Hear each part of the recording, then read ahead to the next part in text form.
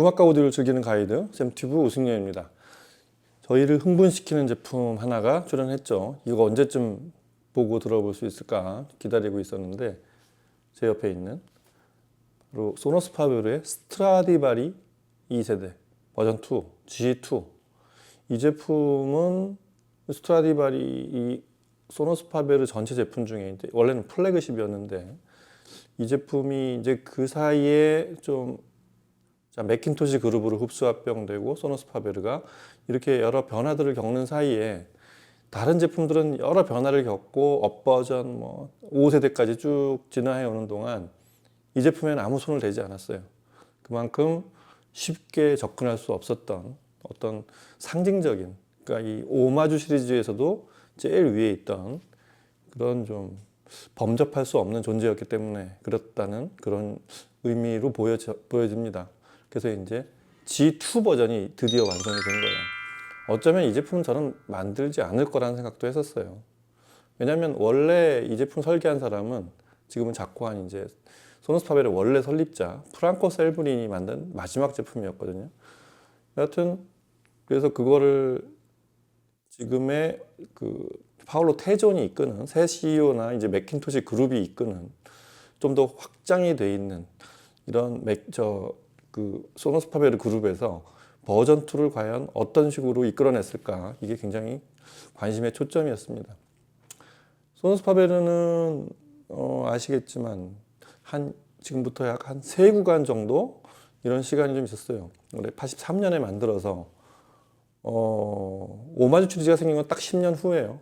처음에는 이 회사도 여러 가지를 시도하다가 어느 날 그 바이올린 소리에 이제 어떤 관심을 갖게 된, 그 바이올린 전시관에 이제 헌정하면서부터 이제 이 회사의 어떤 사운드 컬러가 급물살을 타게 된 거죠.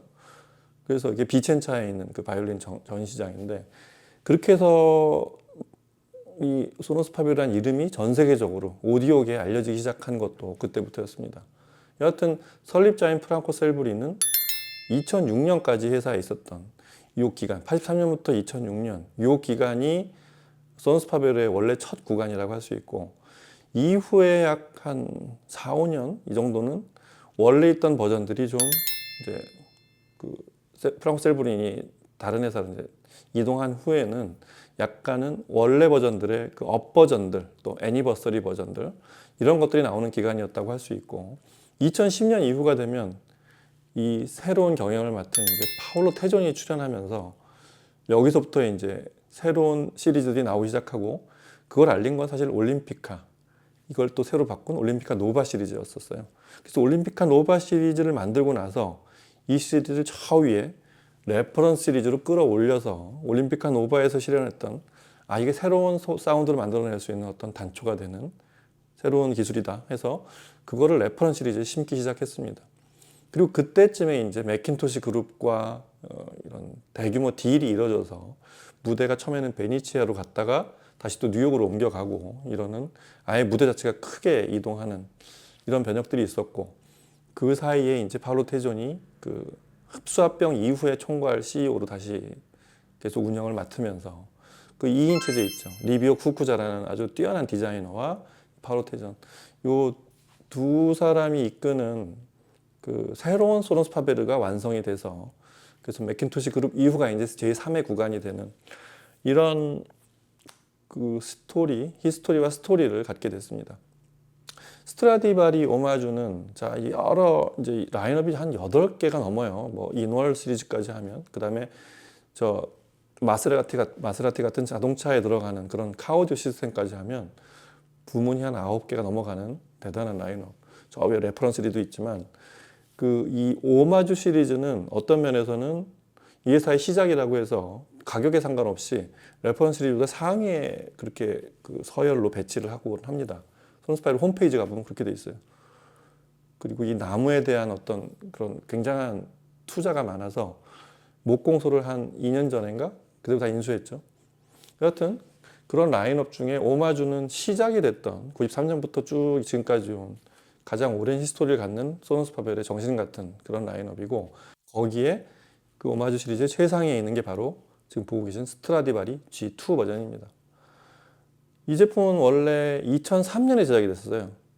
제가 그때 좀 기억이 나는데 제가 잡지사를 운영하고 있었거든요. 그래서 이 제품이 출시됐다는 걸 알고 뭐 이제 필자들한테 이제 쭉 이렇게 리뷰를 맡기는데 이 제품은 제가 리뷰를 해야 된다라고 해서 제가 직접 시청을 하고 리뷰를 했던 기억이 나는 그런 제품이었어요.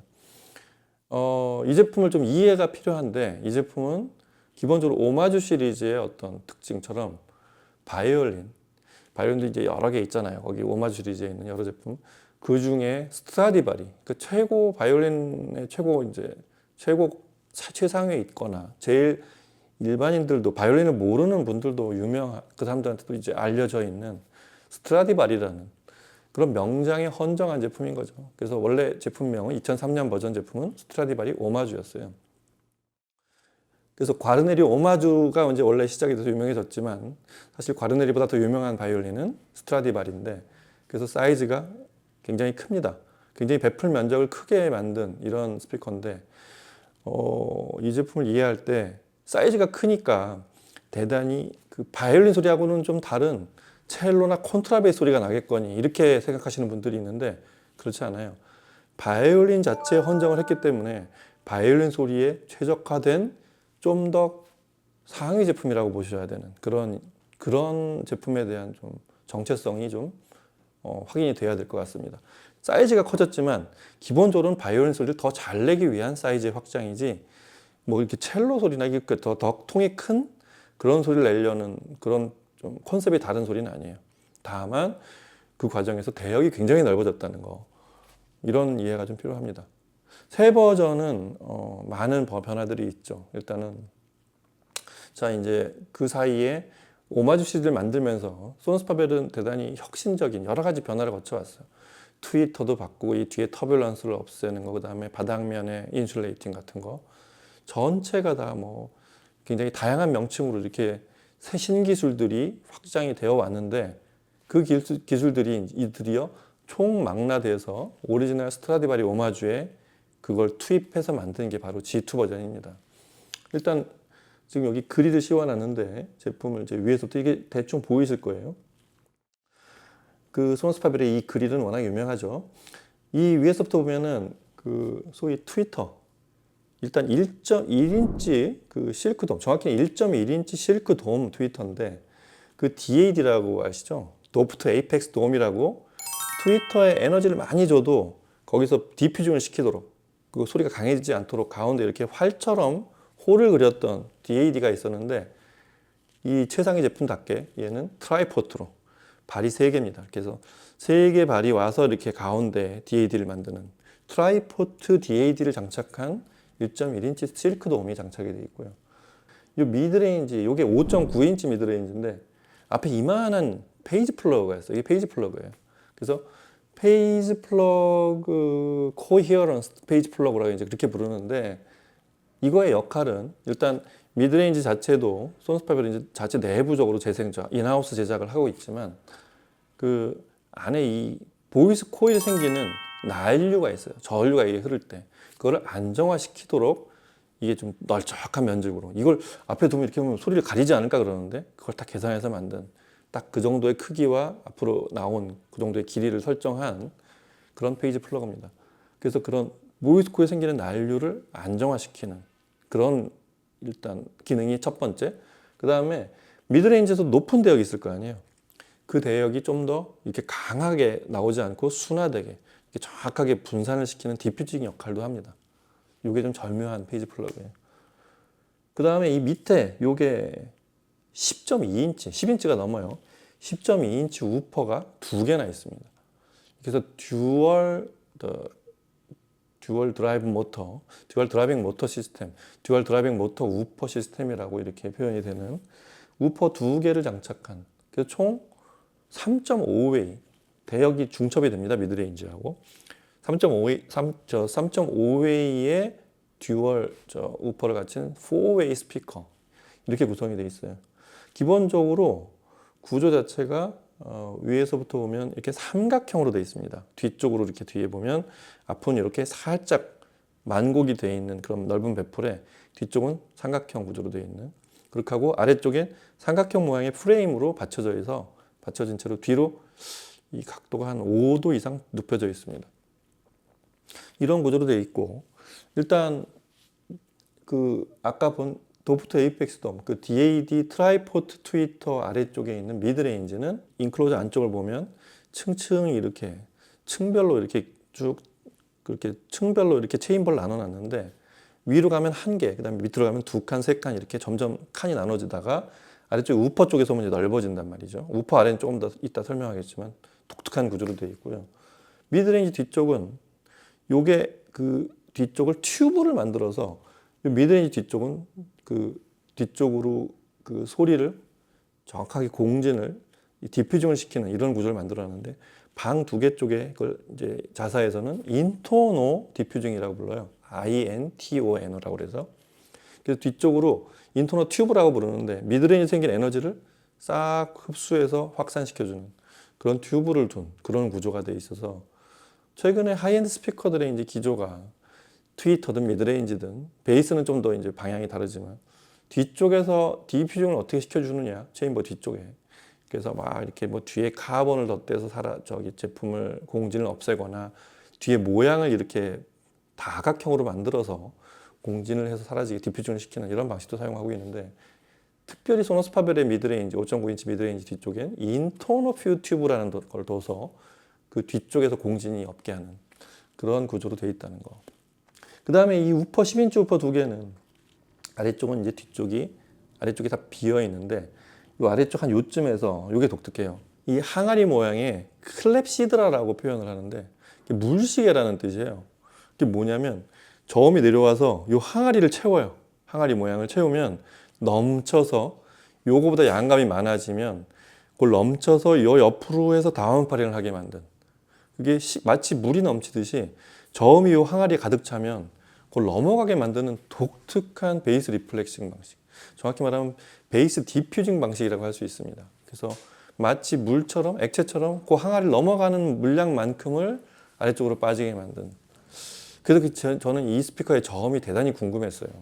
그렇게 만들면 그 물시계 같은 원리로 넘쳐나는 저음이 어떻게 소리가 날까, 대단히 궁금했었습니다. 여하튼 그렇게 돼 있고, 크로스오버 네트워크도 전부 수작업으로 납땜을 해요. 뭐 그럴 거 아니에요. 저희가 하는 커패시터나 이 저항 같은 것도 굉장히 선별하겠지만, 손으로 납땜을 해서 대단히 노이즈 레벨을 낮추는 그런 크로스오버를 사용하고 있습니다.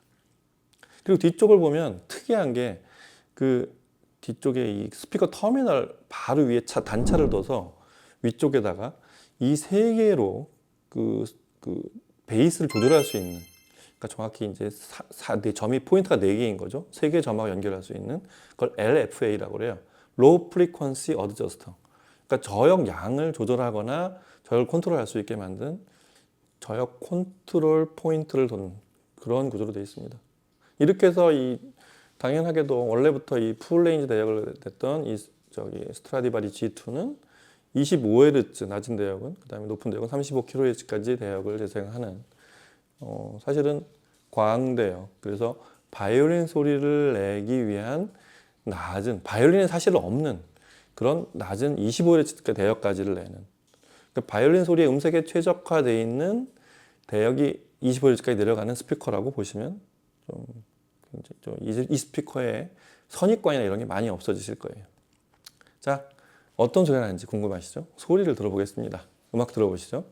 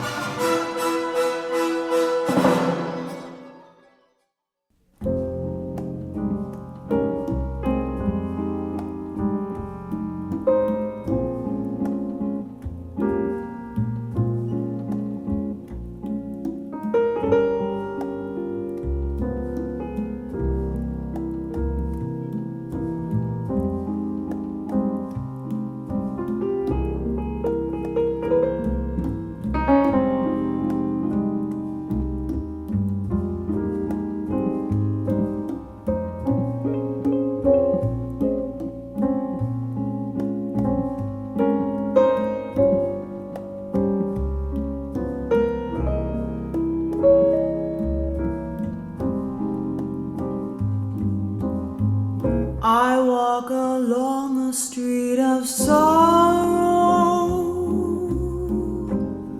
the boulevard of broken dreams, where Gigolo and Gigolette can take a kiss without regret, so they forget their broken dreams. You laugh tonight and cry tomorrow when you behold your shattered dreams. And Gigolo and Gigolette awake to find their eyes are wet with tears that tell of broken. 네, 이 제품은 자그마치 소노스 파베르의 40주년 기념으로 기획이 된 제품이에요. 제가 처음에 얘기했지만 이 제품을 새 버전을 만들지 않을 거다, 만들 가능성이 별로 없다라고 저는 생각했었는데, 이거를 거기까지 끌어올린 거는 이 정도면 우리가 지금 그 이후에 2006년 이후에 만든 소노스 파벨의 모든 기술을 집약할 수 있는, 그렇게 해서 스트라디바리를 새 버전을 만들 수 있는 자신이 생겼기 때문에 만들었고, 이걸 완성시켜 놓고 소노스 파벨의 40주년을 기념했습니다. 그래서 40주년 한정판이에요. 이게 좀 놀랍습니다. 색깔이 컬러가 세 가지 마감이 있어요. 여기 저희가 보는 게 이제 그라파이트, 약간 회색빛이 도는데 사선으로 약간, 이걸 저희 뭐라고 부르더라. 하여튼 이런 패턴으로는 그라파이트 버전이고, 레드 버전이 있고, 또 왠지 약간 좀 진한 갈색이라고 그래야 되나. 하여튼 왠지라는 톤 있죠. 그것도 굉장히 소노스 파베르 제품 애호가들이 선호하는 색깔 중에 하나인데, 그렇게 세 가지 컬러 옵션이 있습니다. 그 소리를 들어보시면 아마 녹음에서도 굉장히 잘 느껴지실 거예요. 제가 딴 건 몰라도 이것만큼은 도드라진다. 사실은 이 공간이 지금 이 스트라디바리 G2를 재생하기에 그렇게 최적의 공간은 아니에요. 사실은 이거보다 좀 폭도 좀 더 넓게 한 4m 가까이는 좀 둘을 펼쳐 놔야 되고, 좌우도 좀 이렇게 좀 펼쳐 놔야 되는데, 그럼에도 불구하고 이 공간에서도 들을 수 있는, 사실은 이 스피커에서는 아주 컴팩트한 공간에서 지금 저희가 시청과 녹음을 한 건데, 이 현악기 소리 기가 막힙니다. 그냥 간단히 표현하면 기가 막히다고 표현하는 게 나아요. 그러니까 현이 이렇게 그 활에서 떨리면서 싹 떨어지는 느낌. 이거를 스피커에서 진짜 음이 떨어져 나가는, 저희 이제 이탈감이라는 또 뭐 독특한 표현을 하는데, 그렇게 굳이 그렇게 자기적으로 표현할 할 필요는 없겠지만, 음이 스피커하고 이렇게 붙지 않고 탁 떨어지는 느낌이 대단히 청량감이 있어요. 그래서 실제로 앞에서 악기를 연주하는 것 같아요. 그렇게 만든 스피커예요. 그래서 로카텔리의 그 콘세르토 그로소 1악장 그 아다지오죠. 안단테 아다지오.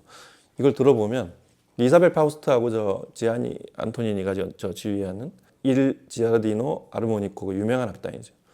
이 악단의 음색, 그다음에 이사벨 파우스트의 그 대단히 이사벨 파우스트가 이 스트라디바리 그 잠자는 숲속의 미녀 슬리핑 뷰티 그 바이올린 그 스트라디바리 연주하잖아요.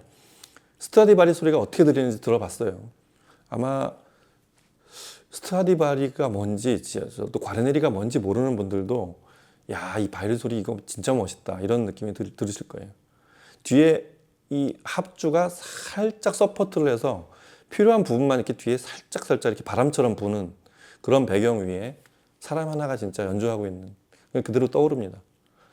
대단히 막 이렇게 지금 이 공간 자체를 조금 더 잘 배치를 하고 토인도 좀 주고 이러면은 스피커가 쉽게 사라질 그럴 소리입니다.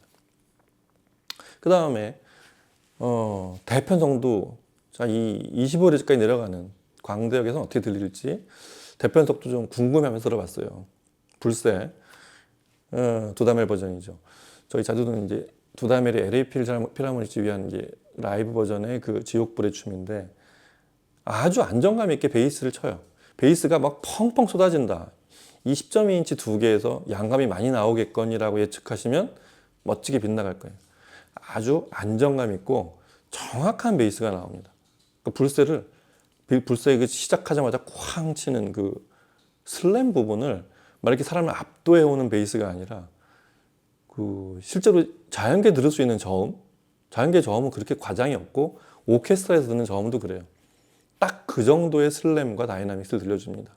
저희 오늘 시청한 시스템이 스피커에 가까운 쪽부터 보면 MC3500, 그 모노블록 맥킨토시, 풀 맥킨토시죠. 그 다음에 프리앰프도 저 플래그십 C12000, 그리고 저 소스가 이제 리네 셀렉트 이렇게 시청을 했는데 맥킨토시 그룹에서 만든, 사실 이거로 튜닝을 했을 가능성이 대단히 높습니다. 그런 맥킨토시로 드라이브한 스트라디바리 G2의 소리가 그런 아주 뭐 이렇게 우리가 맥킨토시를 들을 때 막 저음이 막 쏟아지겠거니 이런 예측을 하면 그게 빗나갔을 거란 얘기예요.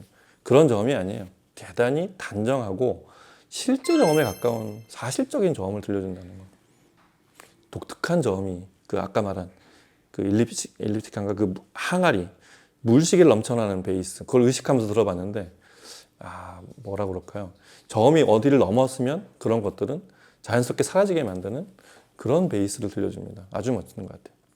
그런가 하면 이 현악기 소리 못지않게 이 스피커를 듣는 어떤 꼭 사야 되는 이유 중에 하나로 들려지는 게 바로 여자 보컬이에요. 뭐 남자 보컬도 들어가겠죠. 근데 특히 이 높은 대역, 바이올린 대역에 해당하는 중고음역대에 해당하는 이 다이애나 크롤의 초기 앨범들이죠. 저 버브 이전에 임펄스 시절에 냈던 그 블루버드 오브 브로큰 드림 이런 곡을 들어보면 이 바이올린 소리하고 똑같은 또 한 번 또 그런 감탄이 일어요. 사람 목소리가 허공에서 이렇게 싹 스피커에서 떨어져 나오는 그 순간의 그런 청량감. 진짜 사람 목소리가 이렇게 떨리는 그 진폭만큼을 들려주는 느낌. 아주 정밀하게 계산된 스피커라는 생각이 듭니다. 이런 거. 아름답다는 거 이전에 소리가 대단히 듣기 좋지만 왜냐하면 녹음한 채로가 들리기 때문에 아름답다는 생각 이전에 대단히 실제 공명과 그런 요 떨림, 그만큼의 진동만큼을 그대로 들려주고 있다는 생각이 듭니다. 아주 리얼했어요. 자, 오늘은 이렇게 해서 정말 소노스 파벨의 일생일대의 어떤 쾌거라고 할 수 있는 소노스 파벨의 설립 40주년을 기념한 스트라디바리 G2 버전 과연 나올까 싶었던 그 제품을 이렇게 들어봤습니다. 기념할 만한 당연히 제품이기도 하지만 지금의 스피커들 사이에서 놓고 봤을 때 독특한 어떤 악기 하나를 위해서 이렇게 투철하게 이렇게 끝까지 가본 스피커는 대단히 드물다고 생각합니다. 이 정도 공간과 이런 포맷, 그 다음에 소노스 파벨의 오랜 팬들이시라면 이 스피커는 꼭 한번 들어보시고 가능하면 집에 갖다 놓고 들으세요. 대단한 스피커입니다. 자, 오늘 이렇게 해서 AV 플라자에서 스트라디바리 G2 같이 듣고 살펴봤습니다. 다음 시간에 뵙겠습니다. 감사합니다.